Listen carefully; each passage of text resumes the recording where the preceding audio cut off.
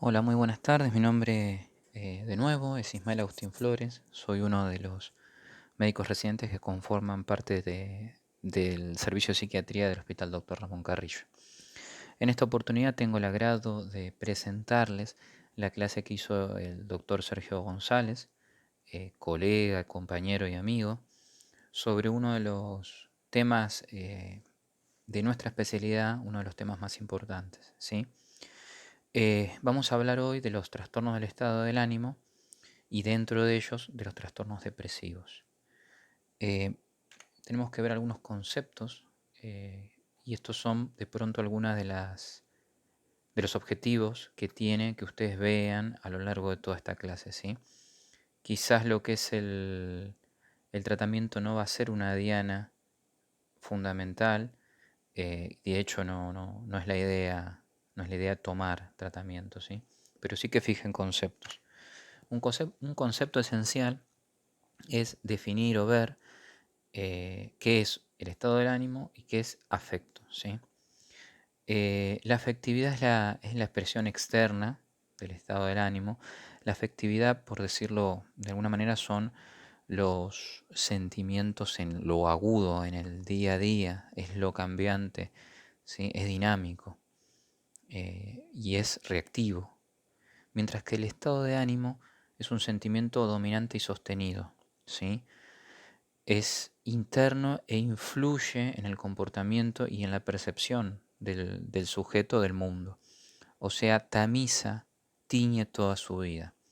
Una manera muy sencilla de entenderla es hablar, hacer una comparación, un paralelismo con lo que es el tiempo, con lo que es cuando hablamos del servicio meteorológico, del tiempo. Una cosa es hablar del tiempo, otra cosa es hablar de clima.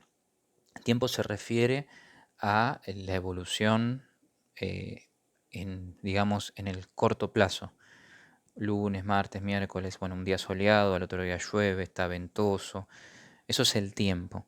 Mientras que el clima es el reconto total en un periodo de tiempo, puntualmente ellos toman 30 años, ¿sí? Y hacen un reconto, entonces saben si, por ejemplo, aunque no sé, es un ejemplo azaroso lo que digo, pero quizás en los últimos 5 años la percepción subjetiva de los habitantes de determinada región es que hace más frío. Pero haciendo un reconto en los últimos 30 años, el clima da como resultado que ha descendido, por ejemplo, 1 grado, o al revés, ha aumentado 1 grado la temperatura, ¿sí? No siempre la concepción subjetiva coincide con todo el análisis retrospectivo, ¿sí? Como verán, siempre en psiquiatría abordamos lo que es la historia y los antecedentes. Entonces, el estado de ánimo es algo sostenido que impregna la vida del paciente y que la condiciona, ¿sí? Como bien explica el doctor González en esta diapositiva, son síndromes clínicos, donde hay una alteración sostenida y persistente del estado del ánimo y de la actividad psicomotora, y agrego algo más, hay una alteración en la capacidad del disfrute, en la capacidad de experimentar placer, ¿sí?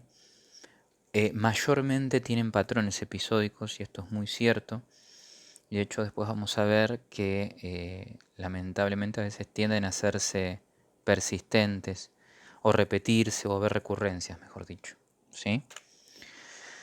El concepto de depresión lo abordamos en este capítulo. Fíjense que la palabra proviene de precio, hundimiento, concavidad en un terreno u otra superficie, y es de pronto la mejor palabra para poder explicar este síndrome. Tienen que entender que hay dos síntomas cardinales de este síndrome, porque de hecho cuando aborden, si tienen ganas de ver los criterios del DSM-5, van a ver que hay lo que se llama un criterio A, caracterizado por o una pérdida del interés o de la capacidad de experimentar placer, y además un estado de ánimo depresivo, estado de ánimo triste, persistente, ¿sí? Esos dos son los síntomas capitales, no son los únicos, pero son los que de pronto uno inicialmente busca pesquisar. Seguido a eso, hay bueno, como relata acá el doctor, una disminución del placer y de la autoestima, manifestaciones afectivas y activas, cognitivas, conductuales. Se los resumo. Este sentimiento, que es algo mucho más profundo que una tristeza, ¿sí? Impregna la vida del paciente, impregna y la condiciona, altera todo y vamos a ver que hay esferas en donde se expresa esto, ¿sí? Epidemiológicamente sí está considerada una epidemia, va a ser una de las enfermedades a futuro más prevalentes. De hecho, hoy por hoy hay una prevalencia del 15 al 20% de padecer depresión en algún momento de la vida. De manera de ustedes, creo que son unos 30 alumnos, así que va a haber unos cuantos, a ver, más o menos unos 8, puede ser que en algún momento de su vida puedan llegar a sufrir depresión. Ustedes serán mejor que yo en matemáticas, sacarán bien el porcentaje, pero se entiende el concepto, que no es algo que les va a pasar desapercibido y que incluso un día algunos de ustedes lo pueden sufrir, ¿sí? La mayor incidencia está en el género femenino. El principal motivo en psiquiatría de consulta en guardia en guardia de consultores externos es la depresión. Y genera una discapacidad, porque genera una disminución en el desempeño laboral de los pacientes y muchas veces les hace imposible sostener el día a día. Altera el funcionamiento psicosocial, laboral y familiar. Y lo más importante es que tiene un riesgo elevado de suicidio, ¿sí? 15% de los pacientes se pueden suicidar. Con respecto al elevado riesgo metabólico y enfermedades cardiovasculares, tiene que ver con el hecho de que la apatía lo lleva a no tener, digamos, voluntad de hacer prácticamente nada, mucho menos actividad física, cocinar. Entonces hay una alteración en lo que es la alimentación, eh, el día a día, el sueño, que ahora después los vamos a desarrollar. Pero de por sí todos mayormente tienden a la cronicidad y a la recurrencia.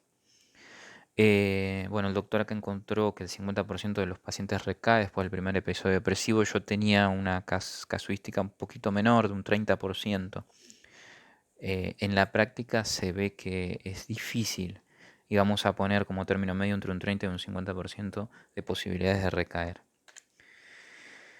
Clínicamente tenemos que concentrarnos en las alteraciones en 4 esferas: en la afectividad, en la cognición, en la actividad psicomotora y en el sistema vegetativo, ¿sí?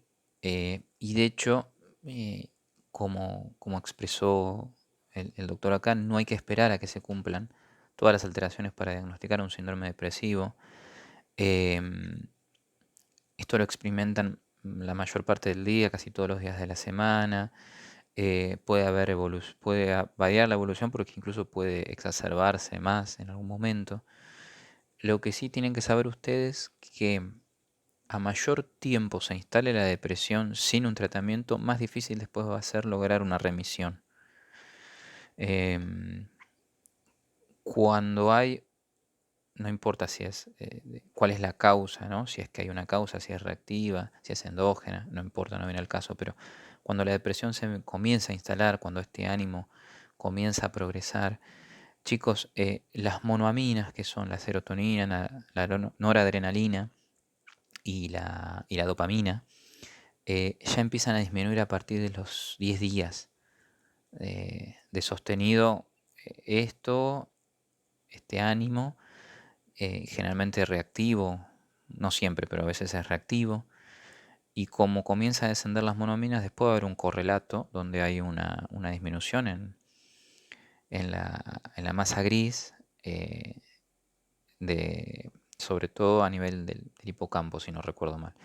Pero ustedes sepan eso, sepan que no se les va a enseñar ahora cómo tratarla, pero que es importante que hagan, si bien quizás en una guardia eh, de un hospital general no les van a venir muchos casos, es importante por lo menos hacer la interconsulta con el psiquiatra, ¿sí? Que lo vea lo antes posible y si hay una guardia psiquiátrica, bueno, derivárselo a él, al profesional. Como habíamos dicho, las alteraciones de la afectividad se pueden manifestar a nivel cuantitativo y a nivel cualitativo. A nivel cuantitativo, la hipertimia displacentera es para remarcar que implica que el paciente esté atravesando una afectividad negativa, podríamos decir, porque está angustiado, triste, acongojado, afligido, con tendencia al llanto. Y este displacer es sumamente difícil de tolerar, ¿sí? Hace que todo lo que realizan les resulte sumamente tedioso. Eh, Muchas veces pueden sentir sentimientos de vacío y muchas veces les agrego sentimientos de culpa. Sienten que es culpa de ellos el hecho de estar así, ¿sí? En cuanto a las alteraciones cualitativas, es sumamente importante la anedonia, la incapacidad para experimentar placer tanto anticipatorio como consumatorio. Y además, les agrego, la incapacidad también de experimentar alegría, de todo lo que sean los sentimientos positivos, eh, alegría, la empatía, están disminuidos, están exacerbados los sentimientos negativos, están a flor de piel, por decirlo poéticamente, pero lo sienten en demasía, mientras que no son capaces de sentir, por ejemplo, alegría. No la pueden, no la pueden no la pueden disfrutar justamente, no la pueden transitar, ¿sí? Eh, bueno, la hipersensibilidad a los acontecimientos negativos e hiposensibilidad a los acontecimientos positivos. Ahí resumiríamos. Eh, un síntoma muy común es la ansiedad y cuando hay mezclas de síntomas ansiosos con síntomas depresivos hablamos conceptualmente de disforia, ¿sí? Esto es en lo que es la esfera afectiva. En la esfera cognitiva, sepan que el paciente va a estar metido hacia adentro. La forma académica que tenemos de decirlo es hiperprosexia autorreflexiva. O sea, su atención está volcada en ese sentimiento de tristeza, en ese vacío, en esa oscuridad, por así decirlo más poéticamente. Está volcada hacia sí mismo, ¿sí? De manera tal que si vuelca su atención hacia sí mismo, disminuye la atención hacia la afuera. En algunos casos puede haber alteraciones sensoperceptivas, lo que hablamos de depresiones psicóticas, que en general son congruentes, justamente son congruentes con el ánimo, ¿sí? De un 10 a un 25% pueden estar presentes. No es algo de pronto muy común de ver en la práctica, ¿sí? Sí, quizás lo que vamos a ver es quizás una interpretación, un pensamiento que está teñido por una visión, por supuesto, negativa de todo, ¿sí? Em, en lo que es la orientación, orientados en tiempo, no siempre orientados en espacio, pero tiene que ver con que están desconectados del mundo muchas veces y están muy ensimismados, ¿no es cierto? Y hablamos de conciencia vigil, este, hablamos de lucidez muchas veces, a pesar de que haya como una ensimismación, no hay de pronto una disminución en la capacidad de atención, aunque está volcada hacia adentro, ¿sí? Ni tampoco la orientación es a causa de una patología, como podría ser una demencia tipo Alzheimer, donde hay un deterioro. Me explico, tiene que ver con que toda su energía está volcada hacia su sentimiento de tristeza. En general los vamos a ver descuidados, desprolijos. Muchas veces se habla de facies tristes que constituyen lo que se dice, si no recuerdo, la cara en omega, ¿sí? en referencia a la letra del alfabeto griego. Y sí puede haber, dado que hay una hiperprosexia autorreflexiva, hipomnesia de fijación, pero por una cuestión de una disminución en la fijación, porque están metidos hacia adentro. Y si uno no fija la atención, ese es el primer paso para empezar a- a memorizar algo, ¿no es cierto? En líneas generales puede hablarse de lo que se llama pseudodemencia depresiva, y se habla de pseudodemencia porque hay un deterioro cognitivo, pero que este remite cuando el ánimo mejora, o sea, cuando lo tratamos al paciente, ¿sí? Les cuesta concentrarse, como dije antes, les cuesta memorizar, pueden a veces tener algún tipo de desorientación, comienzan a descuidarse, falta de aseo, de contacto visual, incluso a veces pueden, que lo vamos a ver en la parte psicomotora, eh, en casos extremos llegar a una catatonía, ¿sí? Em, Hay una percepción negativa, una percepción degradante de sí mismo y del mundo y del futuro, está todo teñido por ello. Em, el juicio del paciente, esto es discutible, ¿sí? Cuando un paciente uno lo interna, por ejemplo, que está transitando una depresión, el criterio de internación tiene que ver con, no con la idea de muerte sola, sino con la idea de muerte y planificación, ¿sí? Entonces, cuando anotamos en la historia clínica ponemos juicio desviado. Yo soy más entusiasta en describirlo como un juicio condicionado, un juicio catatímicamente condicionado. La catatimia es un sentimiento de tal profundidad, de tal fuerza, que impregna todo justamente el ser, y tiene que ver con las ideas sobrevaloradas, que seguramente lo han visto en pensamiento, ¿sí? Siempre el ejemplo es el fanático religioso o el fanático de fútbol, que todo lo que vea, lo que diga está condicionado por ese sentimiento. Bueno, en este caso también, ¿sí? El juicio, todo lo que hace, todo lo que dice, cómo ve el mundo está condicionado por este sentimiento. A mí me gusta decir que está catatímicamente condicionado, algunos dicen juicio desviado, catatímicamente condicionado. Es discutible, pero sepan que sí, que el juicio no está por lo pronto del todo conservado, ¿sí? De hecho, es uno de los síntomas que muchas veces pueden presentarse son las ideas de muerte, que en otro contexto esta persona no lo podría manifestar ni sentir. El pensamiento, un curso enlentecido, bradipsíquico, con ideas recurrentes de muerte, ¿sí?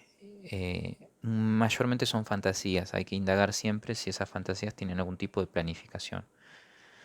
En el caso de que se acompañen de pronto con ideas delirantes, pueden aparecer ideas nihilistas, el síndrome de Cotard, que es la falta de algún tipo de órgano, de influencias de posesión, hipocondríacas con respecto a tener la certeza de que tiene tal o cual enfermedad, ideas de persecución. Eso tiene que ver en el contexto de una depresión que tenga síntomas psicóticos, ¿sí?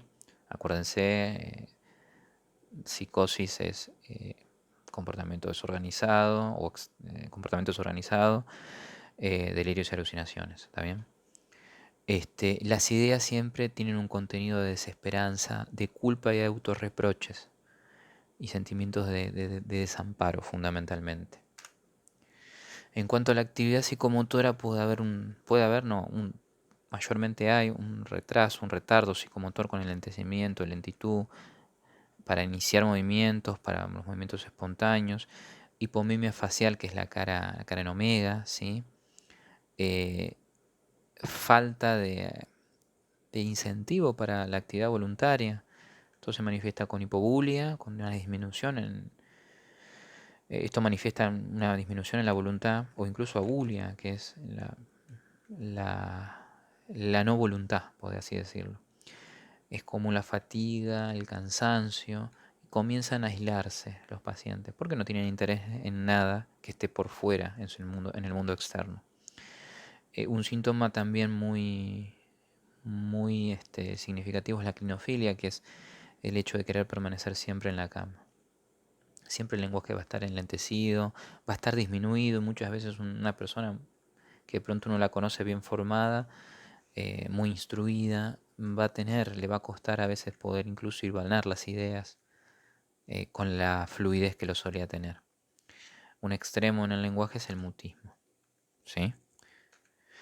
En cuanto al sistema vegetativo es sumamente importante y hay que indagar dos cosas que van a ver fundamentales, que son el insomnio y la anorexia o pérdida de peso o hiperfagia. El insomnio es muy importante, mayormente en las depresiones mayores.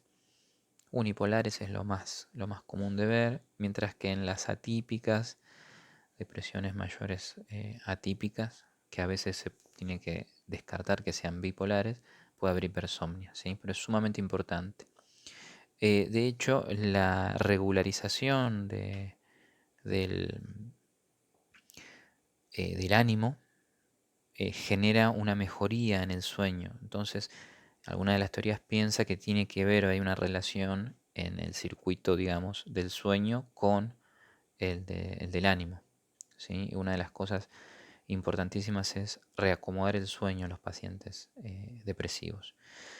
Anorexia y pérdida de peso o aumento de peso significativo, un 5% más o menos de ganancia de peso o disminución de peso, mayormente es la disminución del peso.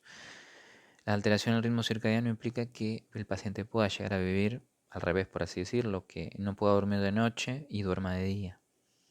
Una pérdida de deseo sexual, eso también no es poco común, es bastante frecuente. ¿Por qué? Porque el paciente está de vuelta, volcado hacia sí, ensimismado.